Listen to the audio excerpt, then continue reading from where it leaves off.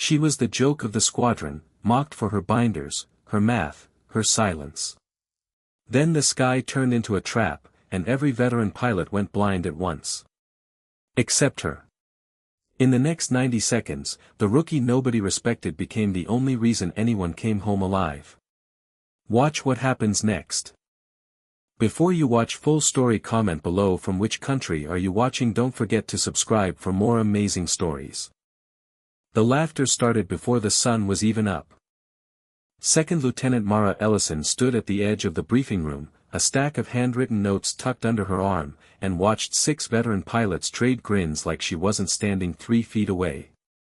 "Careful," said Major Dale Renner, the squadron's top gun, without even looking at her. "Don't want to trip over your own homework, rookie." The room erupted. Mara said nothing. She had learned, in 11 weeks at Forward Operating Base Solano, that silence cost her nothing and words cost her everything. She took her seat in the back row, opened her binder to a page dense with radar cross-section calculations, and kept her eyes down. She was 23.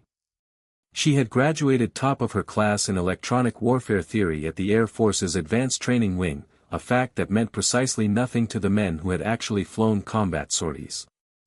Renner had 4 confirmed kills from 2 deployments. His wingman, Captain Ivan Priest Kowalski, had 400 hours over hostile airspace. Mara had 40 hours total, all of them over friendly ground, none of them under fire. They called her Sparrow. It wasn't a compliment. Outside the briefing room windows, the base was already stirring, fuel trucks rumbling between hangars, ground crews shouting checklist numbers back and forth, the distant whine of an auxiliary power unit spinning up somewhere on the flight line. Forward Operating Base Solano sat on a stretch of hard-packed desert that had belonged, at various points in the last decade, to 3 different armies and one increasingly nervous ceasefire agreement. Nobody who worked there believed the quiet would last. They simply argued, endlessly, over how it would end. Colonel Grant Ashford strode in at 0600 sharp, and the room snapped to attention. Ashford was a squat, tired man who had stopped smiling somewhere around his second combat tour and never started again. "Sit," he said. "Today's mission is a joint patrol along the Kestrel Line, the contested strip between us and the Northern Coalition's forward radar stations. Standard rules of engagement. We do not cross the line. We do not provoke. We fly the corridor, we photograph what needs photographing, and we come home." He clicked to a satellite map on the projector. "Intelligence suggests the coalition has been quiet the last 2 weeks. Too quiet, some analysts think. But command wants eyes on that corridor regardless." Mara raised her hand. Renner sighed loud enough for the whole room to hear it. "Sir," Mara said, "the quiet may not mean inactivity. I've been cross-referencing satellite intercepts from the last 6 days. There's a pattern of intermittent low-band emissions near Ridge Point 7 that doesn't match any known coalition radar signature. It could indicate a new phased array system being calibrated. If that's true, our standard electronic countermeasure profile may not hold up against it." "Noted," Ashford said, in the flat tone of a man who had heard 100 junior officers try to reinvent the wheel. "Fly the standard profile, Lieutenant. That's the order." "Yes, sir." Renner leaned back in his chair as the room broke for the flight line. "Cute story, Sparrow. Next time save the fan fiction for your diary." Mara said nothing. She packed her notes, slid a small data module into the thigh pocket of her flight suit, a backup she'd built herself, off the books, using nothing but open-source signal libraries and 3 sleepless nights, and walked out to her jet. The tarmac shimmered with early heat. 4 aircraft sat in a staggered line, sleek gray shapes with their canopies raised, ground crews swarming beneath them like ants working a hive. Mara's crew chief, a stocky sergeant named Voss, met her at the ladder.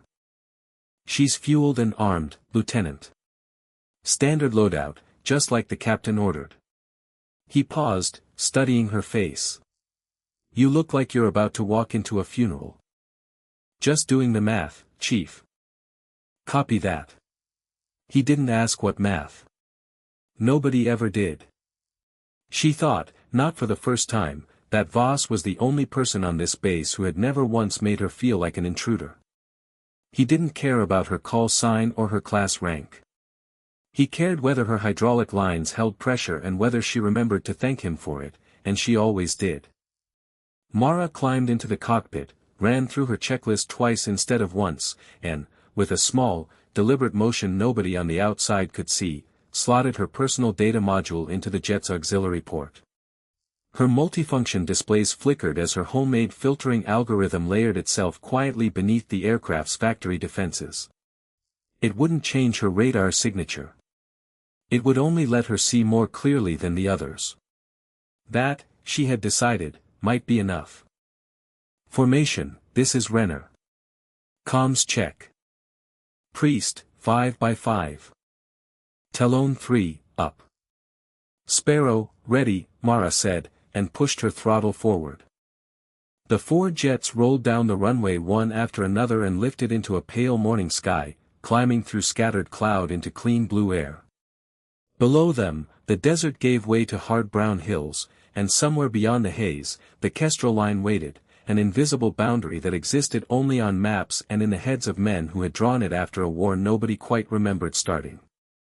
For 40 minutes, nothing happened. The patrol settled into its lazy figure-8 pattern, Renner up front, Priest and Talon 3 flanking, Mara trailing a half-mile back on the right where rookies were kept, safely out of the way. Anybody else bored out of their mind? Talon 3 drawled over the radio. Radio discipline, Renner snapped, though even his voice had gone slack with the tedium. Below them, the hills rolled past in long brown waves, broken here and there by dry riverbeds that hadn't carried water in years. From 40,000 feet the border looked exactly like what it was, a line someone had drawn on a map decades ago, invisible from the air, meaningless to the rock and sand beneath it, but utterly capable of getting a person killed the moment they crossed it carelessly. Mara had studied that terrain more than anyone in the squadron. She had matched satellite passes against her intercepts night after night, hunting for the one anomaly that refused to explain itself. She had found it 3 days ago, and nobody had wanted to hear it. Mara wasn't bored. She was watching her displays the way she'd watched them for 11 weeks straight, half convinced she was chasing ghosts, half convinced the ghosts were real. And then, at 0847, the ghosts stopped being theoretical. A faint pulse. Then another. Rhythmic, low band, bouncing off the ridge exactly where she'd said it would. Lead, this is Sparrow, she called, her voice tightening. I'm picking up synchronized low band emissions from Ridge Point 7. Matches the anomaly I flagged this morning. Recommend we alter course 5 degrees south, clear of the ridge line. Sparrow, this is Lead. We are not altering a joint patrol route because of your homework. Maintain position. Sir, if that's an active phased array coming online, it could. I said maintain position, Lieutenant. Renner's voice had an edge now, the kind that dared her to push further. She didn't push. She throttled back instead, letting herself drift another quarter-mile behind the formation, and reached down to bring her own countermeasure suite, the one layered under her factory system, to full readiness. If nobody else was going to prepare, she would. At 0851, the sky came apart. It began as a single tone in her headset, thin and high, and within 2 seconds it had multiplied into 3 simultaneous shrieks, the radar warning receivers of Renner, Priest, and Talon 3, all screaming at once. Missile lock. Missile lock. I've got multiple launches from the ridge. Priest's voice cracked with disbelief. Mara's screen told the story her ears already knew. Ridge Point 7 had not been calibrating a radar. It had been hiding one, a mobile phased array system built to stay dark until the exact moment it needed to see everything at once. It saw Renner. It saw Priest. It saw Talon 3. It did not see Mara. Her homemade filter, running quietly beneath her factory countermeasures, had spent the last 4 minutes doing exactly what she built it to do, reading the exact frequency the enemy system liked to hunt on and erasing her aircraft from that specific slice of the spectrum. She was, for the moment, invisible to the one system that mattered. Base, this is lead, we are under attack, repeat, under attack from Ridge Point 7, request immediate support. Renner's voice had lost every trace of its morning arrogance. Lead, this is Solano Tower, we have no assets within 20 minutes of your position. You are advised to break contact and return to base. 20 minutes. In the physics of modern air combat, 20 minutes was several lifetimes too long. Break. Break right. Renner screamed, throwing his jet into a violent turn as the first missile trail arced up off the ridge, a white pillar of smoke chasing him across the sky. Priest went the other way, deploying flares in a desperate silver cascade. Talon 3 simply dove, trying to put the curve of the Earth between himself and the launch site. Mara sat in the calm eye of the storm, unlocked and untouched, and made a decision that had nothing to do with orders. Lead, this is Sparrow. Your countermeasures won't beat this system, it's not reading your heat, it's reading your radar cross-section against a calibrated baseline.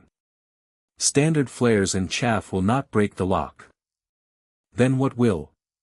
Renner's voice was raw. Cut your radar entirely. Go passive. And dive for the deck, get below their horizon line, the ridge can't see through its own terrain. That's insane, we'll be blind. You're already blind, Captain. I'm not. She said it flatly, without triumph. There wasn't time for triumph. Trust me or don't. You have about 11 seconds. There was a beat of silence heavier than anything that had come before it. Then, formation, this is lead. Do what Sparrow says. Radars off. Dive, now. 3 jets dropped their noses in unison, engines screaming, chasing the curve of the hills below. Mara watched the missile tracks on her display struggle, lose their smooth predictive arcs, begin to wobble as their targets vanished beneath the radar horizon. 2 of the 3 missiles lost their lock entirely, tumbling off course and detonating harmlessly against empty sky. The third clipped the edge of Talon 3's tail fin, a glancing hit, enough to send sparks and a thin trail of smoke pouring from his airframe, but not enough to bring him down. I'm hit, but I'm still flying. Talon 3's voice was half relief, half disbelief. Copy, Talon, nurse at level, don't touch that radar, Mara said. Lead, Priest, form up on me. We are not out of this yet, that ridge still has a second battery, and they know exactly what direction we ran. She was right. As the formation leveled out barely 300 feet above the hills, for new contacts bloomed on the edge of Mara's passive display, fighters, fast and low, vectoring in from the north with their own radars dark, guided instead by data links from the ground station. They had learned, in the space of 90 seconds, that noise didn't work against this squadron anymore. So they had gone quiet too. Bandits, 4 of them, coming in low from your 10 o'clock, Mara called. They're flying blind on purpose, using ground guidance. Nobody light up your radar or you'll paint yourself for both sides. Then how do we fight them? Priest demanded. You don't fight them with radar. You fight them with me. Mara's own passive systems, tuned for weeks to catch exactly this kind of quiet threat, had already resolved rough tracks on all 4 incoming aircraft. She began feeding the data directly into the formation's shared tactical link, painting ghostly outlines onto the other pilots' displays. I'm pushing target data now. Lead, you have the nearest bandit at your 8, closing fast. Don't turn into him, extend north, make him commit, then break hard on my mark. Renner didn't argue this time. He simply flew. Mark, Mara called, and Renner snapped his jet into a brutal turn just as the enemy fighter roared past, overshooting badly, exposed for 1 precious second on Renner's nose. Fox 2, Renner barked, and a heat-seeking missile leapt from beneath his wing, catching the enemy fighter's tailpipe dead center. The explosion lit the hillside orange for half a heartbeat before the wreckage tumbled into the scrub below. Splash 1. Renner's voice cracked, not with fear this time, but something closer to disbelief at his own hands. The remaining 3 bandits scattered, suddenly aware their invisible advantage had evaporated. 2 broke north for the safety of their own lines. The last, either braver or more desperate, tried to press the attack on Talon 3's smoking jet. He's on my tail, I can't shake him, my controls are sluggish. Talon 3's voice climbed toward panic. Talon, cut power, drop your nose, force him to overshoot, Mara said, already peeling her own jet toward the fight, throttle climbing. I'm coming to you. Talon obeyed, hauling his damaged aircraft into a stomach-lurching dip. The pursuing fighter, expecting a climb, shot past him into open air, directly into Mara's gunsight. She didn't hesitate. A short burst from her cannon walked across the enemy's wing route, and the aircraft peeled away trailing black smoke, diving hard for its own territory rather than risk a second pass. Splash, well, not splash, scratch 1, he's running, Mara reported, her voice finally, faintly unsteady now that the shooting had stopped. Formation, sound off. Fuel and damage. Lead, I'm green, but rattled. Priest, green. Talon 3, controls are stiff but she's flying. I owe you a drink, Sparrow. Several drinks. Mara allowed herself, for the first time since the briefing room, something close to a smile. Let's get home first, Talon. Buy me the drinks there. The flight back to Solano was quiet in a way the morning's flight out had never been. No jokes. No jabs about homework or diaries. Just 4 jets limping toward a runway, one of them trailing a thin gray ribbon of smoke, and a silence on the radio that felt less like tension now and more like something being rebuilt from the ground up. When they touched down, the entire ground crew was waiting, along with Colonel Ashford, arms crossed, his expression unreadable. Mara climbed out of her cockpit last, her legs unsteady after the adrenaline finally drained away, her flight suit soaked through with sweat. Renner was waiting at the bottom of her ladder. He didn't say anything for a long moment, just stood there, helmet under his arm, looking at her the way a man looks at a bridge that held when he was certain it would collapse. You knew, he said finally. Back in the briefing room. You actually knew. I suspected, Mara corrected quietly. There's a difference. I just didn't have enough data to prove it before we launched. You had enough to bet your life on it. I had enough to bet all our lives on it, Captain. That's different too. Renner looked down at the ground for a moment, then back up, and something in his face had genuinely changed, not gratitude exactly, something closer to respect earned the hard way, at altitude, with the sky on fire. Command's going to want a full report on whatever system you built into that jet. They can have it, Mara said. I built it to stay alive. I never cared who got credit. Ashford stepped forward, and for the first time in 11 weeks, Mara saw something almost like warmth cross his tired face. Lieutenant Ellison. My office. We're rewriting the standard countermeasure doctrine for this sector, and you're going to walk me through every page of that binder you've been carrying around. Yes, sir. She hesitated, then added, it's actually 4 binders now, sir.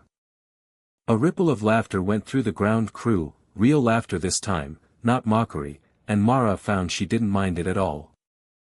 Voss appeared at her elbow, wiping grease from his hands with a rag that had clearly given up on being cleaned sometime last year. He looked her over, checking her the way he checked his aircraft, for anything bent, leaking, or about to fail. You good, Lieutenant? I'm good, Chief. Thanks to you, actually. Every wire on that jet held. Wires don't win fights, Voss said, allowing himself the faintest smile. Pilots do. Go on. The colonel doesn't like waiting, and neither do I. I've got 4 birds to inspect and I want to hear the story before the rumor mill mangles it into something unrecognizable. It'll get mangled either way, Mara said. It always does. Then make sure the true version gets out first. That's the only defense against a rumor. Behind her, Talon 3's damaged jet sat cooling on the tarmac, a jagged black scar across its tail fin, a reminder of exactly how close the morning had come to ending differently. Above the base, the sky had gone a soft, ordinary blue, as if it had never held missiles or gunfire or 4 young pilots fighting for their lives an hour earlier. Mara Ellison walked toward the squadron building with her binder under one arm and her helmet under the other, and for the first time since she'd arrived at Forward Operating Base Solano, nobody called her Sparrow like it was an insult. They just called her Lieutenant, and meant it.